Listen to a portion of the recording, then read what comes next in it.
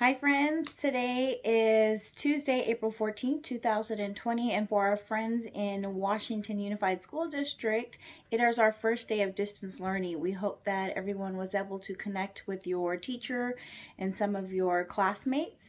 I'm sure there were lots of struggles out there with technology and internet and just logging in and things. So just bear with everybody, have a little patience. We will get through this, and hopefully by the end of the week, it should be smooth sailing for those of you who still are waiting on getting devices or getting your internet set up. Washington Unified School District is in the process of getting all that taken care of.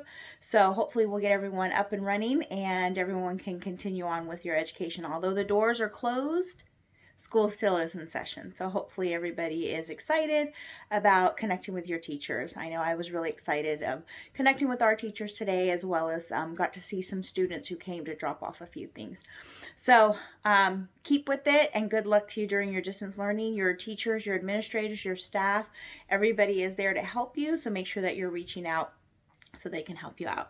So today, for Reading with Principal Rabb-Patterson, we are going to read Jimmy Strikes Out. And this is from The Adventures of Jimmy Neutron Boy Genius by Kelli Chipponeri, illustrated by Marderosian and Barry Goldberg. Hopefully Miss Rabb-Patterson said the last names correctly. So again, we're going to read Jimmy Strikes Out. Jimmy Strikes Out. Jimmy Neutron and his friends, Carl and Sheen, stood in front of school. "Did you see that baseball game last night?" asked Jimmy. "I did," said Carl.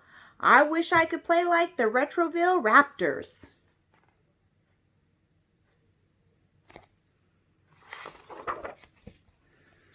"What are you nerds talking about?" asked Cindy Vortex as she walked up with her friend Libby.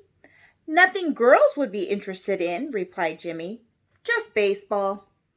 "For your information, Neutron, I was at the Raptors game last night," said Cindy. "The Raptors rule," Libby cheered. "Well, girls might like baseball, but they can't play as well as boys," declared Jimmy.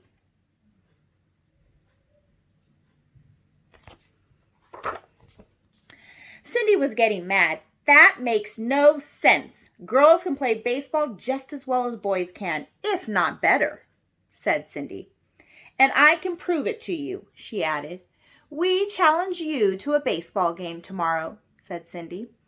"On behalf of the boys, we accept. May the best team win," said Jimmy. "Do not worry, we will," replied Cindy as she and Libby stormed off.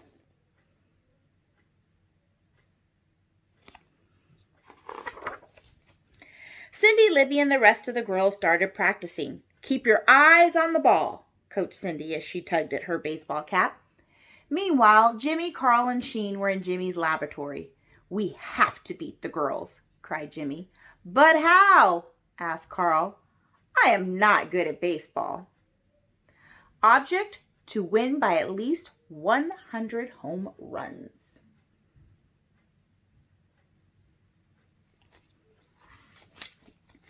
"I am not either," replied Jimmy. "Goddard, run options." Goddard's computer screen flashed. "Build time machine. Do not offer to play baseball." "That's not an option," said Jimmy. "Next." Goddard's screen cleared and the next suggestion flashed. "Create home run hitting baseball caps." "That's it!" exclaimed Jimmy. "Ultra cool solution, Jimmy," Sheen said as he played his Ultra Lord game.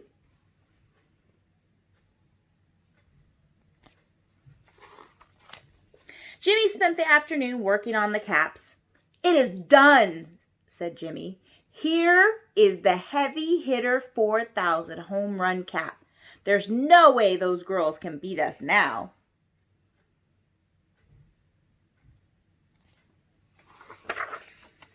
The next afternoon, Jimmy, Carl, Sheen, and the other boys arrived at the baseball field. Cindy's team was already warming up. "I see you made it," said Cindy. "Yeah, I'm surprised to see your team here," replied Jimmy. "I thought you might chicken out." "In your dreams," explained Cindy. The two teams walked to their dugouts.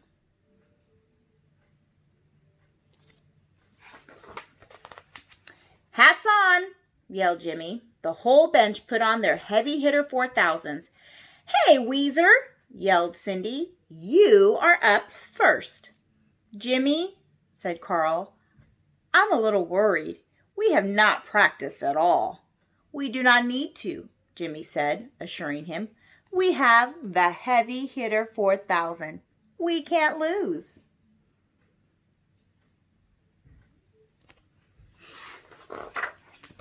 Carl stepped up to the plate. Cindy stared him down from the pitcher's mound. She wound up the first pitch. Ball one flashed on Goddard's computer screen. "You pitch like a girl," teased Jimmy. Cindy wound up and threw the second ball. Carl swung and made contact. Crack! "Go!" yelled Jimmy. Carl ran toward first base.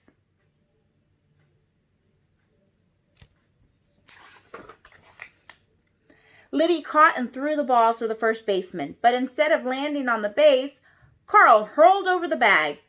"Out!" declared Cindy. "What happened?" asked Jimmy. "I do not know," said Carl, scratching his head. "Sheen, you are up next," called Jimmy. Sheen put down his Ultralord game and picked up a bat.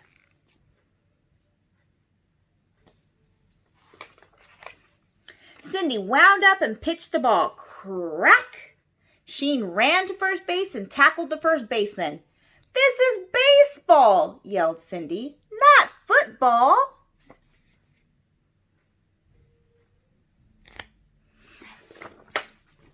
Sheen walked back to the dugout. "What happened?" asked Jimmy. "I do not know," replied Sheen, removing his cap and scratching his head. Jimmy stood at the plate and stared at Cindy. Cindy stared right back. He swung twice and missed. This was his last ball. "Think you can handle this?" Cindy asked. Jimmy adjusted his hat to make sure it was on right. "Bring on the heat!" yelled Jimmy.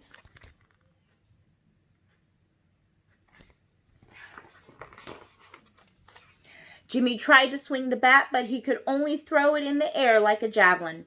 "Strike 3!" flashed on Goddard's screen. Jimmy threw his hat down. "These caps must have a programming bug," he muttered to himself. It was Cindy's turn at bat. She picked up Jimmy's hat. "Those boys are acting weird. I smell foul play," said Cindy.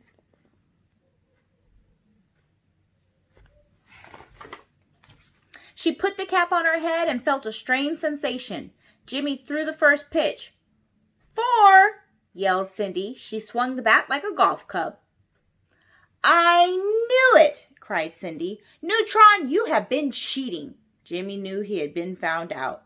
"Well, you see, you were right," admitted Jimmy. "I created the heavy hitter 4000 so we would definitely beat your team."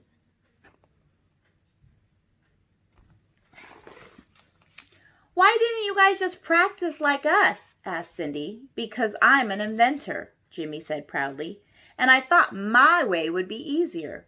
"Your way is never easier," said Cindy. "Let's start the game over. But this time you play fair and square," suggested Cindy. "Sounds good to me," said Jimmy.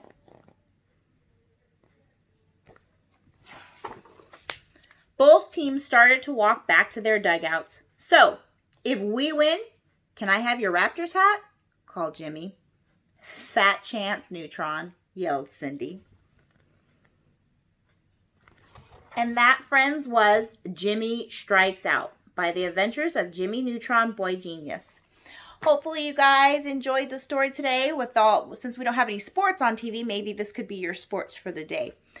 We hope you have a great evening, and we will see you back Wednesday. Have a good evening, take care, and be safe.